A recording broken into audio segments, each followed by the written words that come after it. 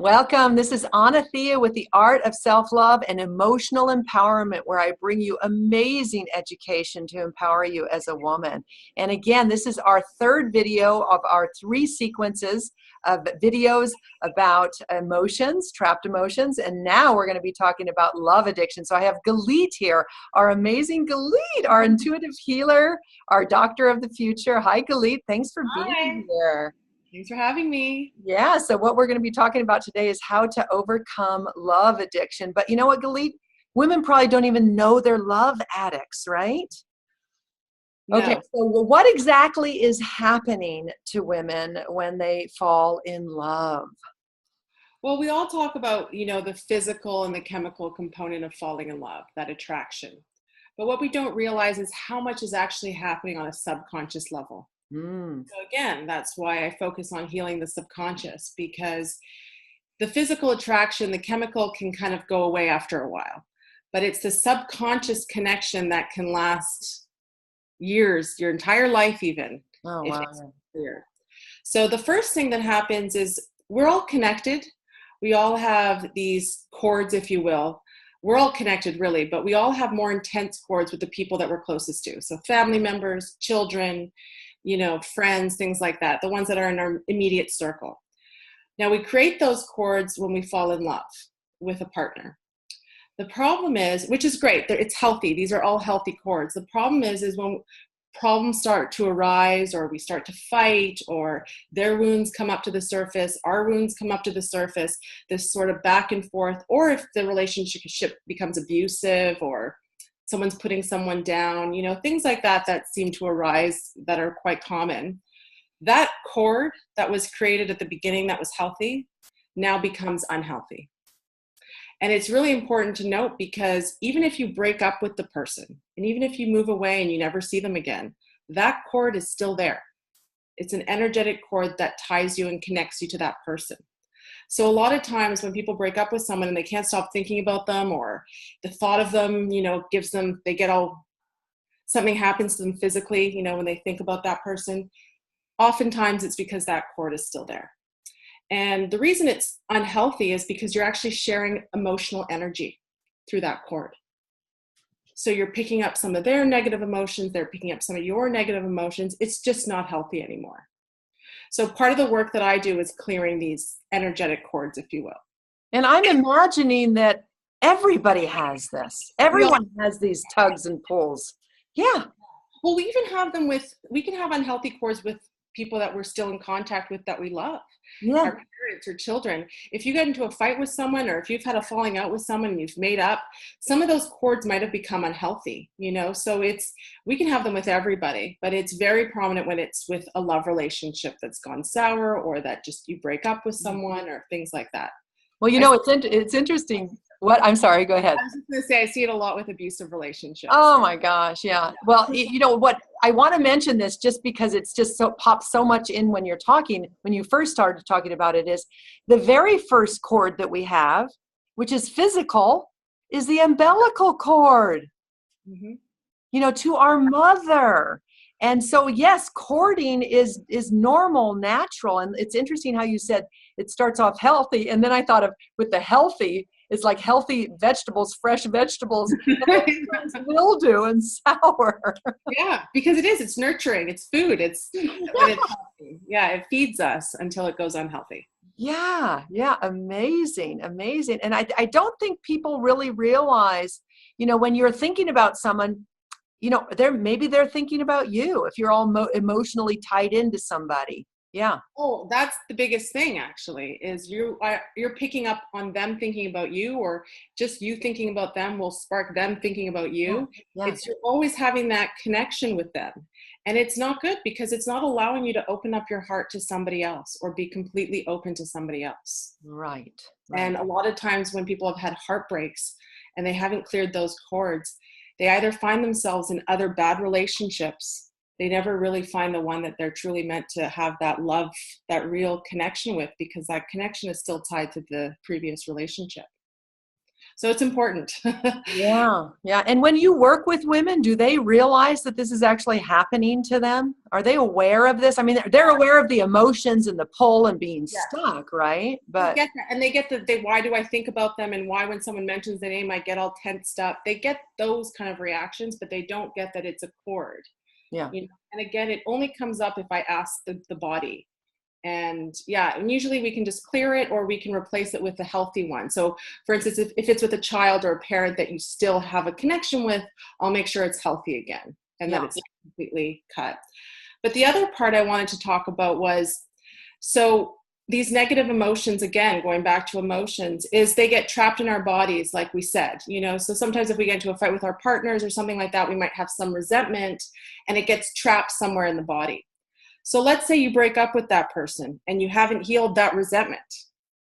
You're going on into your life carrying that resentment, not just to the previous partner, but to all partners.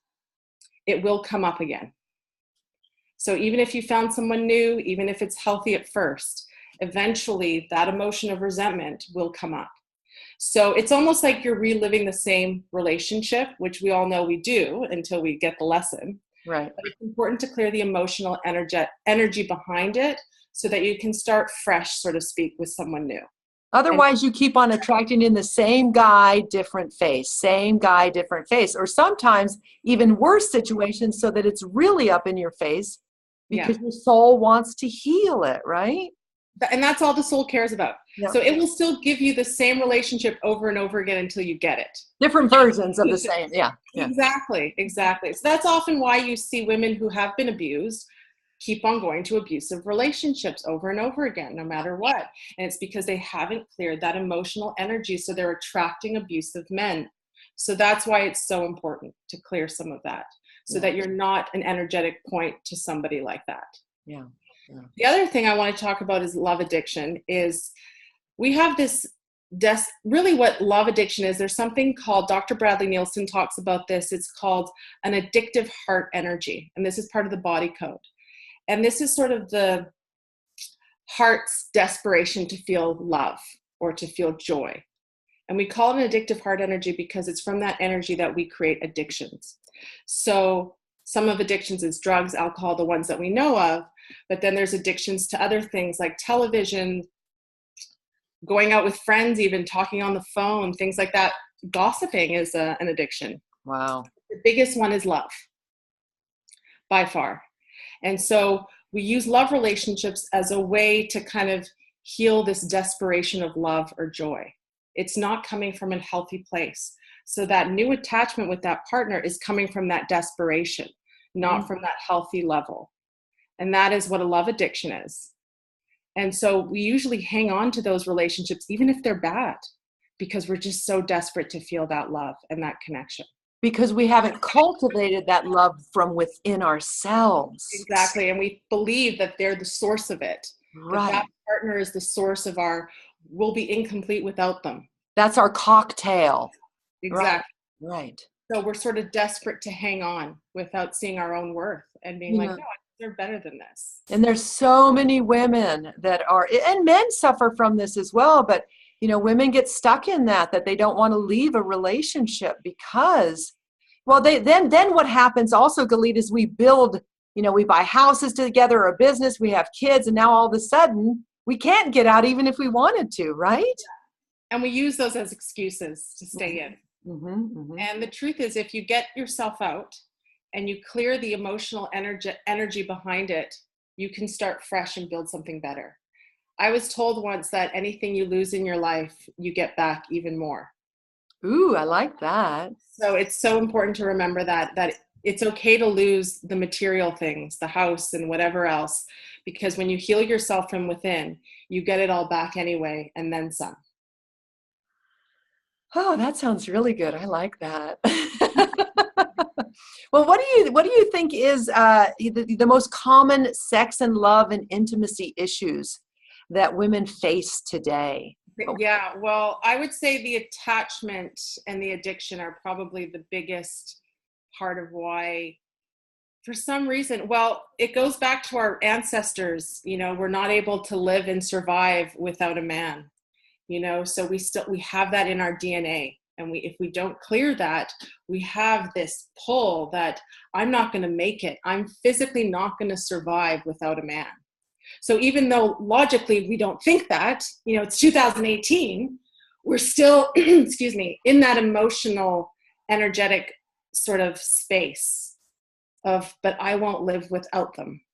See that I'm just getting chills thinking about that my survival is dependent upon, but that's stuck in our DNA basically. Exactly. Because they're going to save us from, a tiger that's attacking, or they're going to, whatever it was during those times. Well, because our ancestors really did die. Yeah, exactly. Because they really did die. It was a rough time. Yeah. So the body remembers that. Oh. So I think maybe, that's why a lot of what the work that I do is helping women understand you're safe. Mm-hmm. And that's a big word that I use it for emotional safety, helping women. And how I help them to feel safe is having them embody safety within themselves, to be emotionally nurturing to themselves and saying, I am safe. I'm everything's okay. I'm perfect, whole, and complete just the way I am. I'm safe. All is well. All is good because of this cellular memory that we have. Exactly. Of death, of non-survival. It's very interesting. It is, yeah. And it's a big topic for women. So do you think that men suffer from love addiction as much as women suffer from love addiction? I do. And it's like any other addiction. We all have it. Mm-hmm. It's more pronounced with women. I see it more often with women. Mm-hmm. But it's just like, if a man's addicted to alcohol or drugs or sex, it's the same idea. A lot of men can't be alone either. Right. And that's a key part, is just being able to be in your aloneness, just being able to be with you and be with yourself and have yourself be your own best friend. That's the best remedy for love addiction, really, I think. Well, if you can't be happy by yourself, how do you expect to be happy with somebody else? Right. And we often look for that happiness in a partner instead of finding it within ourselves. Yeah. But if you find it within yourself, you'll attract someone that also has that inner happiness, inner peace. And so there's not this unhealthy connection happening between the two of you. It's actually a very healthy, loving connection with boundaries and honoring your space. Mm-hmm, mm-hmm. But you have to first cultivate that. You have to first cultivate that within yourself. Yeah. Before you can go into that next relationship or that next phase. Right. The other thing I want to talk to you now that we were talking about sex, though, is when we have sexual intercourse with our partners, we actually take on their energy and their aura. And that is a really big one that people don't realize and don't know about. We not only take on their energy and their aura, but we're also taking it on from their previous partners. So if you don't know where they've been, or we don't know what that person's energy is like, we're carrying that all within us. We need to repeat that, because I really want women to get that. I got that when I did the Kundalini teacher training. There is a psychological imprint when you have a sex with a man, when his penis is inside of you, you get a psychological, I heard it as a psychological imprint. I don't know what kind of, is it an energetic imprint? But it's an imprint that we take in, their imprint inside of our bodies. Yes. And sometimes if that person is unhealthy or abusive or has their own wounds, we take that energy within ourselves. And it makes it very hard for us to open up to other relationships and other men. Or we attract, again, the unhealthy relationships. The other thing that people don't realize is when we carry that energy, a lot of times we'll have problems with childbirth, if that's the route you want to take in life. Because we're carrying that energy within the reproductive system. And if you want to take it one step further, we're also passing it on to our child. Oh my gosh. Our poor little yonis. Our poor little yonis and everything that she's had to take on to keep humanity going, Yeah. Wow. So that's a big thing. And I didn't realize that. I started seeing an energy healer, and I didn't realize that I was having problems being intimate with men again. And I was having problems kind of going, and I was always, you know, a sexual being, and I enjoyed it. And for some reason, it scared me, or it just made me feel gross. I didn't understand what was going on there. And so I remember my energy healer at the time told me I was carrying all this energy from all the terrible guys that I had slept with previously there. And I remember when he released it, I felt different, and I felt safe, and I felt clean, if that makes sense. I just felt this sort of purification. Yeah. As if I'm starting from the beginning. And then I knew moving forward that I would have that healthy love connection with someone without all that junk in the way. Yeah. And it's not to negate, you know, that, you know, it's not like there's a bunch of horrible men out there in the world. It's that I think we're still at the infancy of our awareness around sexuality and sexual energetics, you know? And it's unhealed wounds. You know, we're all, it's not like we're all terrible people, or, you know, we're all abusers or victims and all of that. It's just unhealed wounds. That's all it is. Right. Playing out through our genitals, basically. They bubble up to be looked at, right? Right. Exactly. Oh my gosh, it's really truly amazing. Well, I think that, you know, this imprint thing, I think women need to really be aware of that. One of the things that I work with is the jade and the rose quartz egg, and for women to wear eggs, crystal eggs inside of them. Yeah. And, you know, but you can't just put it inside and then think that something magical is going to happen, even though something could, but you have to work with it with intention. And I think, you know, that's the big thing, is having sex with intention, having a relationship with your yoni. You know, the yoni is the Sanskrit word for female genitalia or female reproductive. It's that whole area, and what it means is sacred space.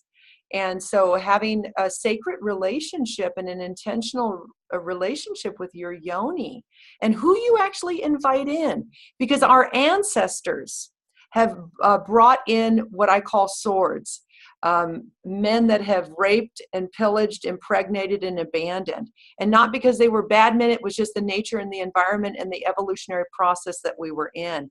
And now what I really want to promote women to attract in are what I call wands of light, magical, mystical healing devices. That's awesome. I love that. We need more of that. We need more wands of light. Yeah.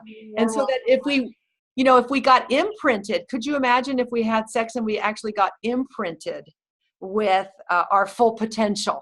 Right. We got imprinted with a deep sense of cheerleading and support of our most powerful self as women. I had one man tell me that he was doing some sexual healing work, and he was sharing with me what he was learning. And he said his teachers told him that the sole purpose of a man is to penetrate a woman in such a way to awaken her full potential. Oh, wow. Isn't that gives me chills? I know. And that's the evolution that we're working towards, as we can free ourselves from these imprints that you were talking about, Galit, and we can re-establish a sense of sacredness of our yoni and our sexuality. Then what will attract in are these wands of light. Yes. But we're still on the journey. And we're still there. We're just starting, though. Yeah. It's interesting because I had someone tell me last year, you know, the work you're doing is going to be considered normal 10 years from now. So we're really at the forefront, you know, Anathea, of it took years and centuries for therapy and psychology to be considered socially acceptable, a recognizable practice. Right. And so that is where energy healing and healing the subconscious is heading towards that. So all those things you're talking about, people are going to start to realize the importance of it, you know, and even though we don't understand the vocabulary maybe just yet, or we're not understanding what this is about, we just have all these feelings. In about 10, 20 years from now, it will be normal. It will be something that we talk about regularly at the dinner table, and it won't be like, what are you talking about? Right. So, you know, we're there, we're starting, and it's that journey. And it's all about the feminine energy coming back in, because we've lost it to the masculine for a long time. Yeah. So the wisdom, the divine feminine wisdom of that which is not seen, like we were saying in the very first video, you can't see it. You can't see emotions. You can't measure emotions. Yeah. But they're running the show. Exactly. They're running the show. So we better pay attention to them. Oh my goodness. Okay, so is there anything else that you want to say? Did we leave anything else out that you wanted to share with our listeners? This is just Well, a great topic. yeah, I just wanted to just talk about and just let everyone know that we're not meant to suffer in this life. We're not meant to have issues. We're not meant to be imbalanced. We're not meant to have these jobs that we hate, these relationships that we're stuck in. Mm. We're meant to have this loving, joyful life, and we're meant to be this light, and we all have a purpose from why we're here. So I want to just go back to what we were talking about in the previous video about when these things happen, look at them as an opportunity to heal or grow something, and learn the lesson so that you can open yourself up to what's possible. Because when you start to open yourself up to that, everything is possible.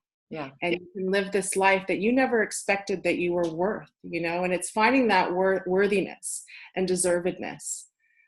So that's really how I wanted to end this and let everybody know that there's a way out and you can heal. And if I've done it, trust me, from where I was at, anybody can. And it doesn't have to be a hard, long journey. A lot of people are scared to be in touch with these negative emotions. And a lot of people are scared to go there. We're almost more scared of our potential than we are, the other side. Yeah. We're comfortable with the old and with the negative. Yeah. But it's not. It's very gentle. It's a very easy process. And the universe is working with you to guide you through that. And it will protect you, and it will save you, and it will make you feel safe along the way. And it's what we're here to do. So we better do it, right? So how can they get a hold of you for a session then? Yeah, so you can just visit my website, www.lifeworthhealing.com. There's some information there about my sessions. But yeah, I truly believe that, it's not, you don't have to work with me for years and years to get this. Some people just need a few sessions just to we're our own healers. Nobody else can heal you. That's one of the biggest things that I learned. All I'm doing is just guiding your body in the direction that it needs to be healed. But the healing really occurs after the session. When you take care of yourself and when you honor that self and when you open yourself up to what's possible, that's when the true healing begins. Yeah. Awesome. Okay. So lifeworthhealing.com. Yes. And they can schedule an appointment directly. They can actually call you if they have any questions or concerns. Yes. Awesome. Yep. Okay. And then what I'd like to tell my listeners also is I have a love test. I'd love to encourage you to take the love test. It's at my website, anathea.org. And the love test is actually measuring what I call your feminine love quotient, the portion or the percent that you love your feminine side. So it's 10 questions. It's real quick, but I like you to take your time. You'll find out how much you love your feminine side, because many women tell me, I wish I was more connected to my feminine side. And I'll tell you, you will benefit because we're birthing the divine feminine within us. And through Galit's work, through my work, that's how we're doing it. We're really supporting you to be all that you can be. But that love test, then it will lead you into what I call the love challenge. And then you'll get the self-love warm-ups after that. But this is a whole process if you're open to it. And so what I was telling Galit when we first started, I said, yeah, when people come to my website, they're just going to get a lot of love.